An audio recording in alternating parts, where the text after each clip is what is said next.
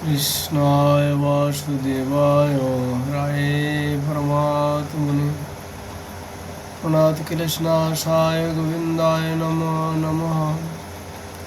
नमो पंकजनाभय नमो पंकजमालिने नमो पंकजनेत्रय नमस्ते पंकजांग्रये।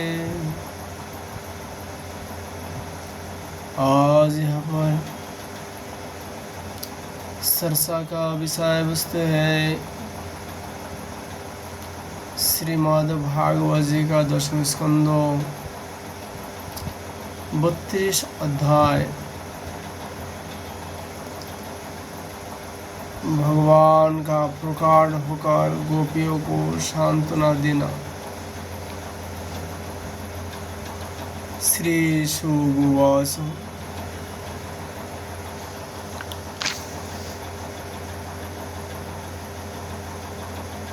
इति गोप्यो प्रगयन्तः प्रलपन्तः चित्रधा रुरुदु सुशरं राजन् कृष्ण दर्शन लालसा।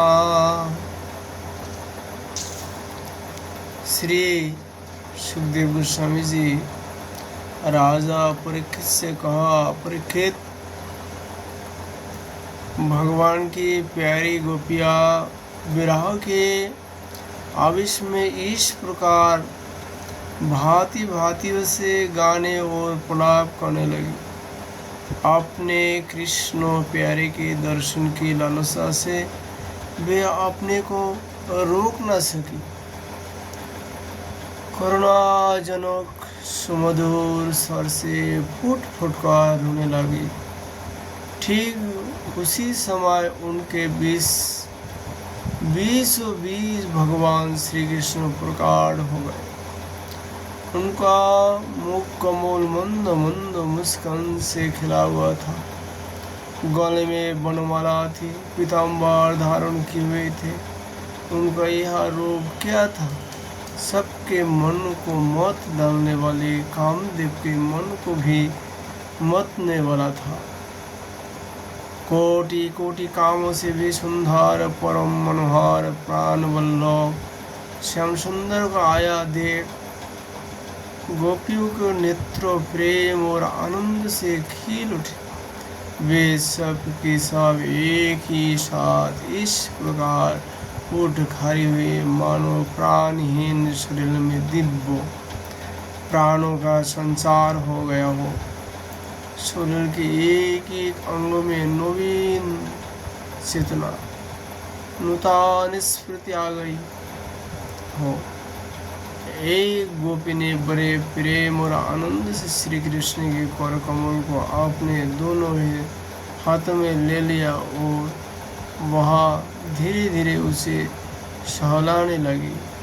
दूसरी गोपी ने उनके चंदन चर्चित भुजदंडों के अपने कंधे पर रख लिया।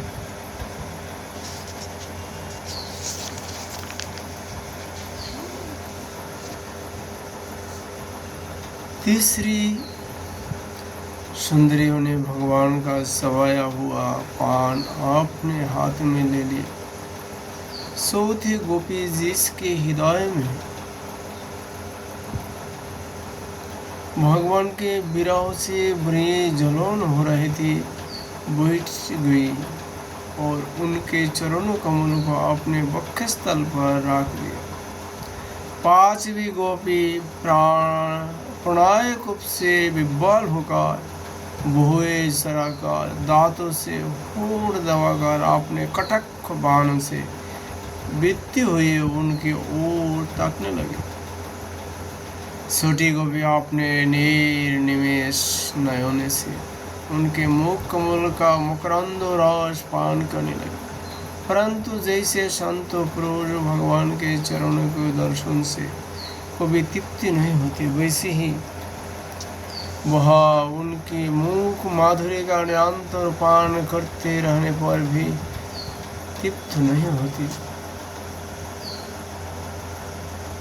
सातवीं गोपी नेत्र के मार्ग से भगवान को अपने हृदय में ले गए और फिर उसने आंखें बंद कर ली और मौन ही मौन भगवान का आलिंगन करने से उसका शरीर पुलकित हो गया, रोम रोम खेल उठा और वह सिद्ध जोगियों के समान परमानंद में मग्न हो गई। सुखदेव जी कहते हैं, परीक्षित, जैसे मुमुक्ष जन परम ज्ञानी संत पुरुष को प्राप्त करके संसार की पीड़ा से मुक्त हो जाती है, वैसे ही सभी गोपियों को भगवान श्री कृष्ण के दर्शन से परम आनंद और परम उल्लास प्राप्त हुआ। उनके विरह के कारण गोपियों को जो दुख हुआ था उससे वे मुक्त हो गई और शांति के समुद्र में डूबने उतरने लगी। सुखदेव जी कहते, परीक्षित, जो तो भगवान श्री कृष्ण अच्युत और एक रस है, उनका सौंदर्य और माधुर्य निरतिशय है, फिर भी विरह व्यथा से मुक्त हुए गोपियों के बीच में उनकी शोभा और भी बढ़ गई। ठीक वैसे ही जैसे परमेश्वर अपने नित्य ज्ञान बल आदि शक्तियों से सेवित होने पर और भी शोभायमान होता है। इसके बाद भगवान श्री कृष्ण ने उन ब्रज सुंदरियों को साथ लेकर जमुना जी के कुलन में प्रवेश किया। उस समय खिले हुए कुंद और मंदार के पुष्पों की सुरभि लेकर बड़े ही शीतल और सुगंधी मंद मंद वायु जा रहे थे और उसकी महक से मद वाले होकर भौरे इधर उधर मंडरा रहा था।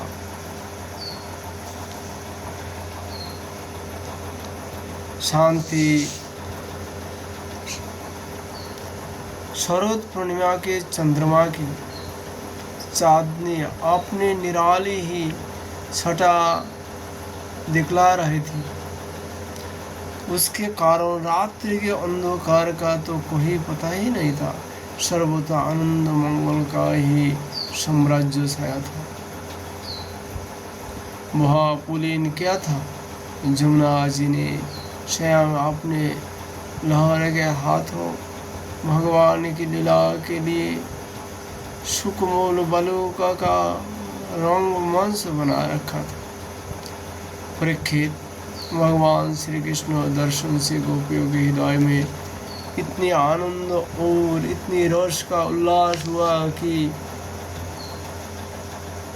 उनके हृदय की सारी आदि व्याधि मिट गई। जैसे कर्मकांडों की श्रुतियाँ उसका वर्णन करते करते अंत में ज्ञान कांडों का प्रतिपादन करने लगती है और फिर वे समस्त मनोरथ से ऊपर उठ जाती है, कृतकृत हो जाती है। वैसे ही गोपियाँ भी पूर्ण काम हो गए। उन्होंने अपने वक्ष स्थल पर लगे हुए रोली किशोर से सिन्हे तो पूर्णी को अपने परम प्यारे से श्री कृष्ण के विराजने के लिए बिछाई दिया। बड़े बड़े जोगेश्वर अपने जोग साधना से पवित्र की हुई हृदय में जिनके लिए आसन की कल्पना करते रहते हैं, किंतु फिर वे अपने हृदय सिंहासन पर बिठाए नहीं पाते। वही सर्वशक्तिमान भगवान जमुना जी की रेती में गोपियों को ओढ़नी पर बैठ गए। सहस्त्र गोपियों को बीच में उनसे पूजित होकर भगवान बड़े ही शोभायमान हो रहे थे। सुखदेव जी कहते हैं, परीक्षित, तीनों लोगों में तीनों कालों में जितना भी सौंदर्य प्रकाशित होता है वह सब तो भगवान के बिंदु मात्र सौंदर्य का आभास बार है। वे उसके एकमात्र आश्रय है। भगवान श्री कृष्ण अपने इस अलौकिक सौंदर्य के द्वारा उनके प्रेम और आकांक्षा को और भी उभार रहे थे। गोपियों ने अपने मंद मंद मुस्कान, विलासपूर्ण सिद्धवान और तेज सी भौरों से उनका सम्मान किया। किसी ने उनके चरणों कमलों को अपने गोद में रख लिया, तो किसी ने उनके कर कमलों को वे उनके संस्पर्श का आनंद लेते हुए कभी कभी कहा उठती थी, कितना सुकुमार है, कितना मधुर है। इसके बाद श्री कृष्ण के शिव जाने से मन ही मान तनिक रूठ कर उनके मुंह से ही उनका दोष स्वीकार करने के लिए वे कहने लगी।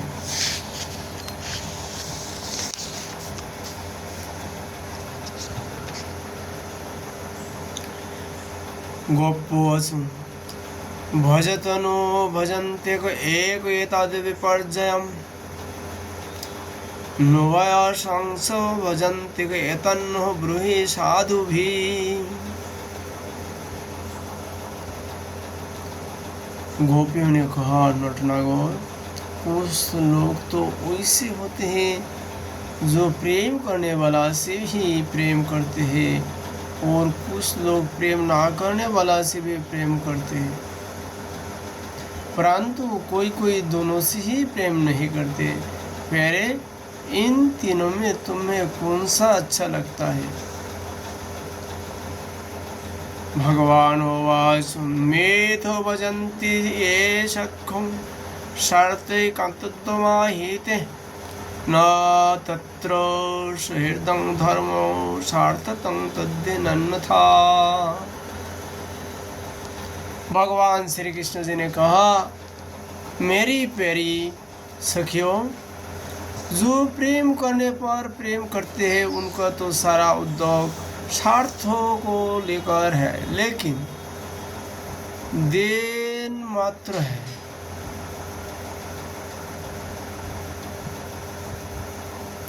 केवल लेन देन मात्र है, न तो उनमें सौहार्द है और न तो धर्म। उनका प्रेम केवल स्वार्थों के लिए ही है, इसके तो अतिरिक्त तो उनका और कोई प्रयोजन नहीं है। सुंदरियों, जो लोग प्रेम ना करने वालों से भी प्रेम करते हैं, जैसे स्वभाव से ही करुणाशील सज्जन और माता पिता, उनका हृदय सौहार्द से हितैषिता से भरा रहता है, और सच पूछो तो उनके व्यवहार में निश्चल सत्य एवं पूर्ण धर्म है। कुछ लोग वैसे होते हैं जो प्रेम करने वाला में भी प्रेम नहीं करते, ना प्रेम करने वाला का तो उनके सामने कोई प्रश्न ही नहीं है। वैसे लोग चार प्रकार के होते हैं। एक तो वे जो अपने स्वरूप में ही मस्त रहता है, जिनकी दृष्टि में कभी द्वैत भासता ही नहीं। दूसरी पे जिन्हें द्वैत तो भासता है, परंतु जो कृतकृत हो चुके हैं उनका किसी से कोई प्रयोजन ही नहीं है। तीसरी भी है जो जानते ही नहीं कि हमसे कौन प्रेम करता है, और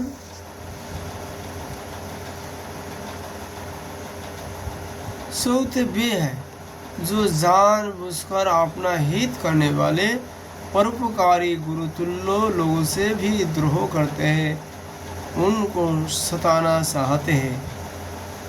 गोपियों, मैं तो प्रेम करने वाला से भी प्रेम का वैसे ही व्यवहार नहीं करता जैसे करना चाहिए। मैं वैसे केवल इसलिए करता हूँ कि उनकी चित्त वृत्ति और भी मुझ में लगे, निरंतर लगी रहे।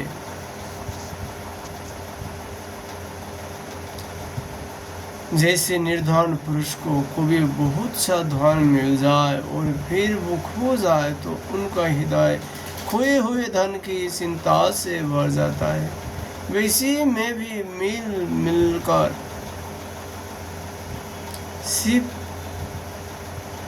सिप जाता हूँ। गोपियों, इसमें संदेह नहीं है कि तुम लोगों ने मेरे लिए लोग मर्यादा वेदमार्ग और अपने सगे संबंधियों को भी छोड़ दिया है। वैसी स्थिति में तुम्हारी मनोवृत्ति और कोई नहीं जाए।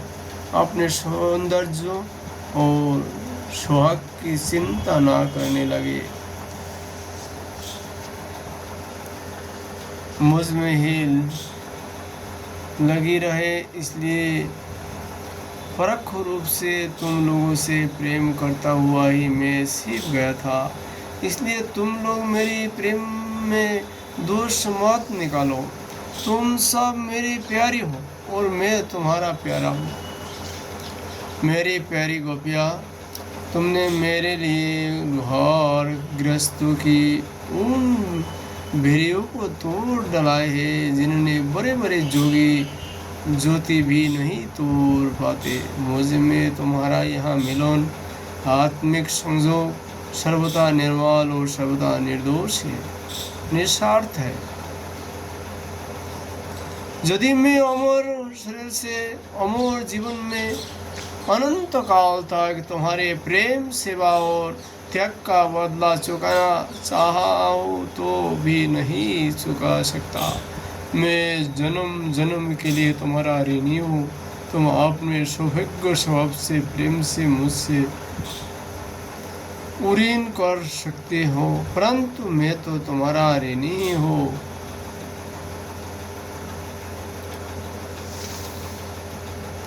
जो लोग भगवान का निरंतर भगवान का नाम लेते रहता है, हरे कृष्ण कृष्ण कृष्ण हरे हरे, हरे राम राम राम हरे हरे, उनको प्रति भगवान ऋणी हो जाता है, आभारी हो जाते हैं। यही मंत्रों को जप करना, कीर्तन करना, इनका ही नाम भाई भजन, ठोस भजन। इसमें कोई भी मिलावट नहीं है। इस भजन का पाने का लिए ही गौ सेवा, ब्राह्मण सेवा, साधु सेवा, तीर्थ सेवा, दरिद्र सेवा आदि किया जाता है। जो लोग नाम करने का सौभाग्य मिला है वो केवल ये नाम करते रहे। अजामिल आदि अनेकों इसका दृष्टांत है। नाम लेने वाला को कभी भी पतन नहीं होगा और सेवा करने वाला को अनेकों संकट रहते हैं। इसलिए कलियुग में कम आयु, कम बुद्धि, ये शरीर का कोई ठिकाना नहीं है, कब पतन हो जाएगा। इसलिए मनुष्य को चाहिए कि ये भवसागर से जल्दी ईश्वर को प्राप्ति, ईश्वर के धाम में पहुंचने का प्रयास करे। इसलिए ये कि ईश्वर की प्राप्ति का साधना है केवल हरे नाम एव केवलम कलो नास्ते वा गतिराने।